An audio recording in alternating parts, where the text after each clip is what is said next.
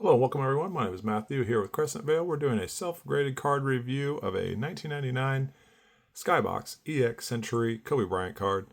Just kind of blown away by the quality, the condition of the card. Picked it up on eBay.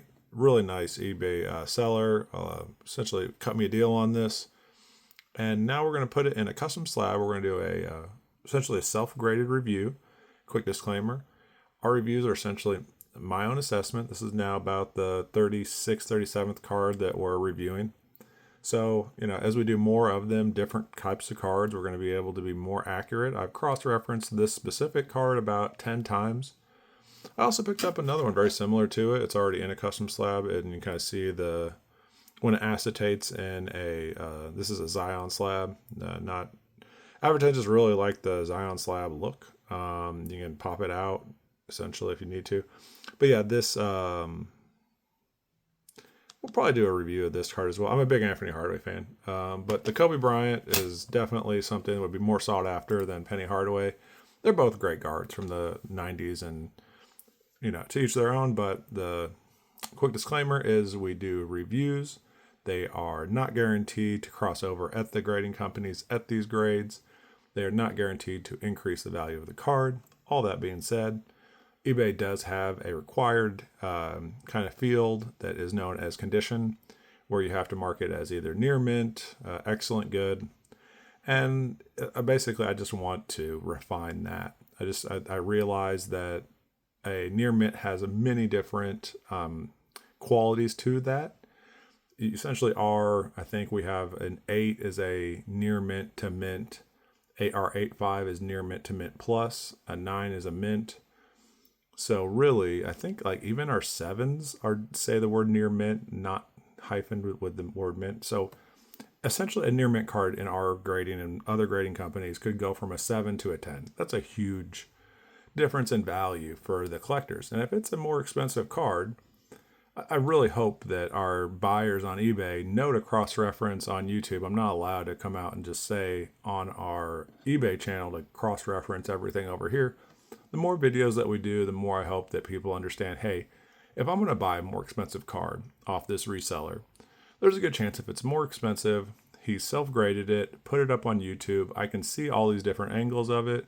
I can essentially assess my own eyes with the video, how great a condition it is, and just look at how beautiful the shine is on this card. Just a quick rotate, and that kind of gloss finish behind the player is... I'm sorry, but this is worth people's time. I think it's worth the buyer's time to check our eBay channel. And whenever they do, they're able to assess the card with their own eyes. They're able to see what grades we give other cards. They know that we're cross-referencing. And even this one, before I usually do it blind, but I went to Grok, which is an AI tool, put in high-definition photos of the card that will also be up on eBay later. Essentially put all these photos in. And I said, hey, act as a professional grader and tell me your scores. It gave it in between a 9 and a 10. And honestly, as I was reviewing it, a 9.5 is where I landed. There's one corner where I'm leaning between 8.5 and 9. But besides that, I can't find many other flaws to this card. Really great condition card. It's the lower left corner, which is only you can tell when zoomed in that there is a little bit of imperfections on it. So yeah, this is a jeweler's eye, and it does a bit of zooming in. Honestly, the phone zoom in, I've seen other people post when people are using microscopes and the level of detail that certain microscope shows corners. I think it got a PSA 10, and the corners are just completely destroyed underneath the microscope. Well, this is not a microscope, but this is heavily zoomed in. And this is honestly the corner that's in question. And the other corners are, more put in the sharp, almost immaculate category. So like that one, 9.5 to 10 on that corner. This corner, 9.5 to 10. This corner, again, close to perfect, 9.5 to 10. But this corner, I don't know if you can see it from this angle. Not as much. You can start to see it's an imperfection on the corner. And the question is it an 8.5 or a 9 corner after all the other corners getting 9.5s to 10, and then what is our overall? And I'm starting to realize that the edges here, it's kind of interesting that you can almost see I think it's when it's embossed. I think that's the word. It acetates when you can see through it. I think embossed is whenever it's has a bit of elevation to it. Correct me if I'm wrong in the comments. But that's I don't consider that an issue. I consider this corner in between an 8.5 and a 9. And the question is, if it's an 8.5 and the other three corners are 9.5s, then what are we going to have it down as? I see something on the surface there that we'll see if we can remove that. So yeah, if I take averages of the corners, all right, so that, whatever that was, a piece of dust, remove that. That's not an issue on the surface. But what we are looking at, and I will clean for fingerprints on this because they're extremely easy to see. If a card has three corners, a 9.5, and one corner is an 8.5, I guess I just average them out. So the 8.5 and one of the three 9.5s turns it into a 9. And then there's two other 9.5s and a 9. And I can't say in good faith that it should get a 9.5, even though there's two 9.5s way into a 9. I think for the corners, I'll do a 9. That's just my personal grade on that. Corners, 9. Feel free to disagree. Some might say like, well, that corner is, has an imperfection on it, but the other three don't. So then do you take the whole card's value down due to one corner? Does it take it all the way from a 9.5 to a 9, maybe 8.5 because of one corner, where the other three corners are more pristine, which would be the more, essentially if you're weighing it on a scale, like it's interesting how many points you can deduct from the overall card based on one corner. But if you are going to take this seriously, you are going to buy a more expensive card from me. That's something that you have to take into consideration if you're going to buy it. Because if you buy it, it's considered raw. It's not considered professionally graded. So we put it down for a 9 on that. Now the surface, we were just kind of looking at the surface, and I do have a little bit of a fingerprint on the right side of the card. You can see right there. Hey, I cut the fingernails. My father gave me grief watching the last video saying that fingernails were not only too long, they were dirty. I'm a man's man. I don't sit here, and I'm not a hand model, and I don't ever pretend to be a hand model. I don't ever want to get in a hand model category, but as I'm essentially moving these cards and doing lots of different videos, it is pretty clear that I'm falling into a hand model category, and that is not my intention. So from this side of the card, and it might be if we hit it at a certain angle, you can kind of see, I don't call it a print line, but I do call it like an indentation, and it's on the U. You can kind of see a little bit of it. There it is. So I'll have to mark down the surface of the card. Here we go. Surface of the card for this imperfection here.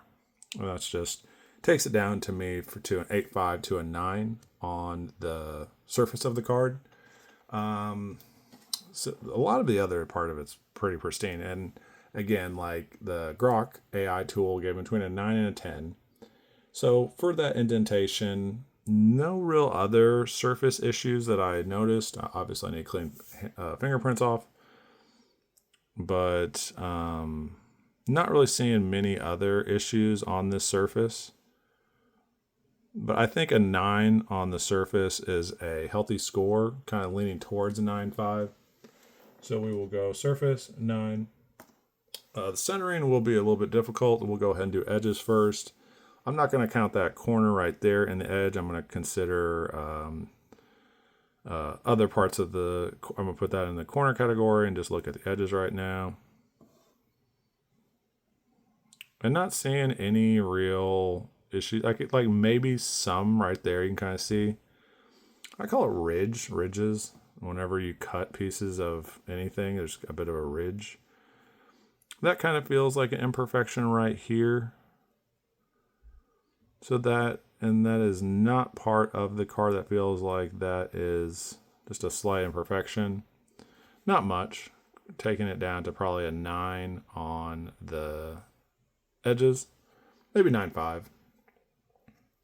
Because I probably cannot see that with the naked eye.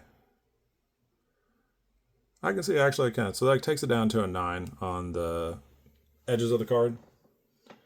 So we are at a 9, 9, and centering would be a little bit difficult. And if we end up with a 9 on this overall, I'm completely happy with that. That is a mint card. And to be honest, you know, I don't want anyone to ever think that, like, well, he is I don't know what the word is, like, just trying to support him, trying to create grades that aren't accurate. I want the hobby to realize that it's more important to me to get the right grade than increase the value of one of our cards. So really getting the right grade is the most important thing. And I'm trying to also find the actual anchor point, which I believe would be the text that goes around the EX to the edge of the card, which is around 3. So that's about 3 there. And again, like the skybox at the bottom would be where I kind of start my anchor point. And that's 3 there. So I can say that the left and right are accurate. Now, I don't really have a clear definitive, possibly the Laker logo. I don't even know if I can definitively say that's an anchor point, but it's about 3. So centering, I'm going to probably give it, I can't really find anything top to bottom.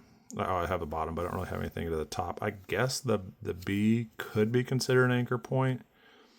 It's really difficult with these cards because there's never really a clear, because like I don't know if this part of the font here is the B, if that additional,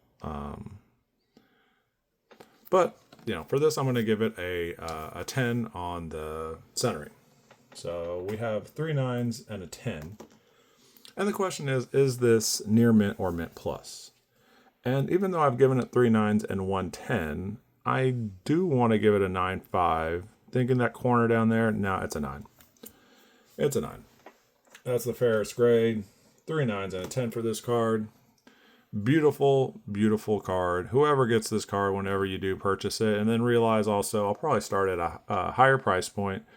Just keep it in mind, it'll start at a higher price point, and then as time goes on, I'll just lower the price point over time and buy it whenever you feel it's at a comfortable price point for you. I do leave, for several cards, I leave offers open. And if you come in like less than 25% of the current price, I'm not going to be as interested in it. If you come in below 50, definitely not going to probably be interested in those offers.